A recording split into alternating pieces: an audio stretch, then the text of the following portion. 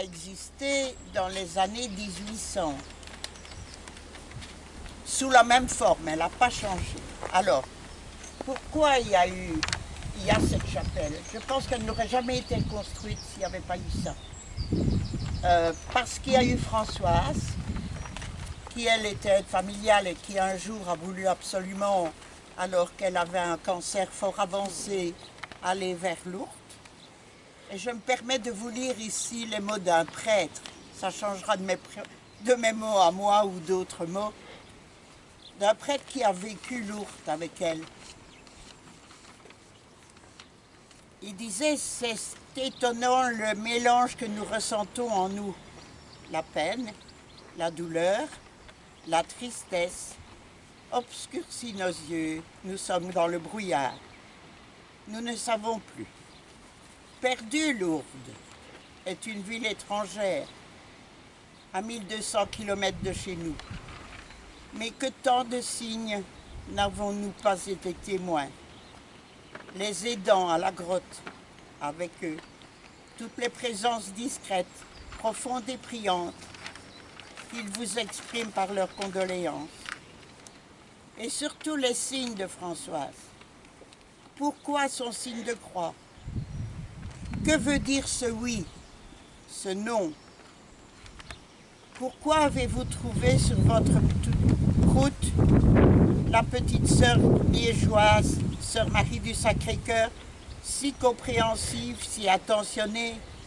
Ces roses, la statue de Marie, de Bernadette, les livres pour Frédéric et François, qui étaient petits à l'époque.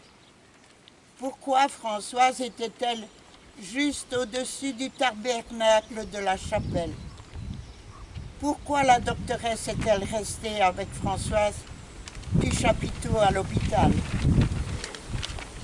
Pourquoi est-elle rentrée? Oui, je viens de le dire. Pourquoi célébrons-nous cette Eucharistie avec votre curé venu de Momigny? Il faut dire que notre curé, après la messe de 10 heures, a pris le train pour se trouver avec eux. Donc il a vécu ça avec eux. Nous pourrions douter de nous, mais nous ressentons une présence agissante. Nous pourrions douter de Dieu, mais son amour n'est-il pas plus grand que la peine que nous ressentons?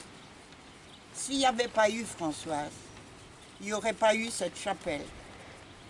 Parce que nous avons attendu pendant tout un temps des indications pour où la mettre.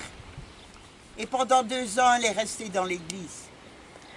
Et au bout de 2 ans, appelez ça le hasard ou n'importe comment, pour moi c'est autre chose, le petit chemin qui se trouve là, sur le côté droit de la route, vous étiez ici dans un grand quartier et la commune avait remis des noms à ce quartier, donc rue de l'Audanor, rue des Trioleries, rue Chemin Maribaume et là-bas chemin de la Chapelle.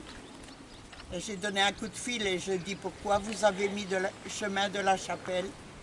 Parce qu'il y a eu un jour une chapelle quelque part. J'ai téléphoné à Freddy, j'ai dit, t'as regardé ta carte? Et il m'a dit, non, je vais regarder. Et je dis, tu vas trouver quelque chose. Et il m'a dit, on va la reconstruire. Bon, ok. On a été voir un tailleur de pierre et on lui a demandé pour la reconstruire pour la Pentecôte, en souvenir de Françoise qui a voulu partir un vendredi de Pentecôte. Et alors ce tailleur de pierre, au moment de la remettre en ordre, me dit, Monique, j'ai pas le temps. Bon, on n'a pas le temps, on ne savait pas la remettre.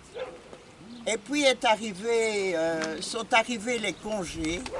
Et Freddy me dit, Monique, on va reconstruire la chapelle. Ah bon? Il restait 10 jours. Tout comme il y avait eu 10 jours pour Françoise partir à Lourdes. On m'a dit qu'elle n'y arriverait pas à Lourdes. Ça, je peux le dire, c'est mes mots à moi. Pas plus loin que dans le quartier ici, son médecin traitant. Et alors, je reviens sur la chapelle. En 10 jours, on s'est retrouvé avec le bloc qui est remonté sur des blocs de béton pour arriver au niveau de la route. Juste le bloc là. Et ici, j'avais un grand trou entre la route. Je suis allée trouver le bourgmestre, je dis, écoute, il y a un grand trou, je ne sais pas comment on va faire, il faudrait le combler. Et le lendemain matin, aux premières heures, il était comblé. Et ça a toujours été comme ça depuis lors. Alors merci l'abbé d'avoir dit oui pour cette Eucharistie qui nous manquait depuis quelques années, qu'on avait remplacé tout un temps par un chapelet, et puis que tout doucement on a oublié. Alors un tout grand merci à vous d'être là parmi nous. Bonjour tout le monde.